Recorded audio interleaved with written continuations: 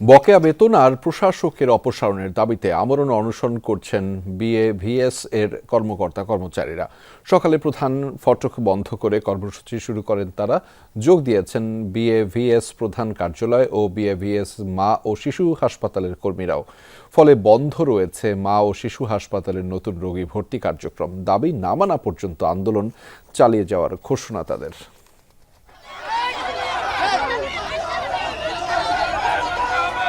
মিরপুর ২ নম্বরের প্রধান সড়ক। হঠাৎ করেই ব্যস্ত এই সড়ক অবরোধ করেন Bangladesh association for voluntary sterilisation BAVS এর কর্মীরা।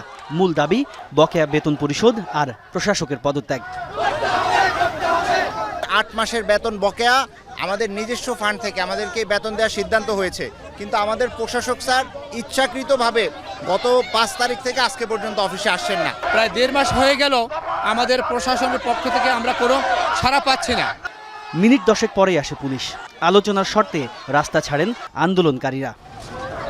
তাদের যে বিষয়ে এই বিষয়ে তাদের সাথে আমরা সহনশীলভাবে তাদেরকে বুঝিয়ে আমরা আমাদের রাস্তা যেন দুর্ভোগ না হয় সেই দুর্ভোগটা আমরা লাঘব করার চেষ্টা করছি। এর আগে প্রতিষ্ঠানের মূল ফটকে বসে আমরণ অনশন শুরু করেন বিএভিএস এর ১৭ জেলার ১৯ প্রতিষ্ঠানের কর্মীরা। বন্ধ হয়ে যায় মা ও শিশু হাসপাতালের স্বাভাবিক কার্যক্রম।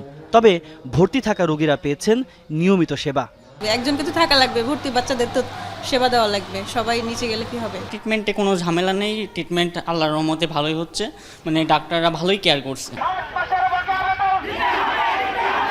দুপুরের পর আবারও সড়কে অবস্থান নেন আন্দোলনকারীরা। নতুন কর্মসূচি ঘোষণা করে রাস্তা থেকে উঠে যান বিএভিএস এর কর্মকর্তা কর্মচারীরা। এ বিষয়ে প্রশাসক মাজহারুল ইসলামের সাথে টেলিফোনে যোগাযোগ করা হলে তিনি জানান, দাবিগুলো পর্যালোচনা করা হচ্ছে মন্ত্রণালয়ে। ডেভেলপমেন্ট প্রজেক্টে যেটা হয় আপনারা জানেন যে ওই ৫ বছর পর একনেকে পাস হয়। তো একনেকে সমস্ত প্রজেক্টে তো পেন্ডিং আছে, এই জন্য তাদের বেতন বকেয়া আছে আর কি ৫-৭ মাসে, সেটা নিয়ে তারা আন্দোলন করছে। তো আমরা জানিয়ে দিয়েছি, আমরা মন্ত্রণালয়ের মাধ্যমে চেষ্টা করছি আপনারা আন্দোলন সরে আসুন, সরকারি নিয়ম অনুযায়ী সব হবে।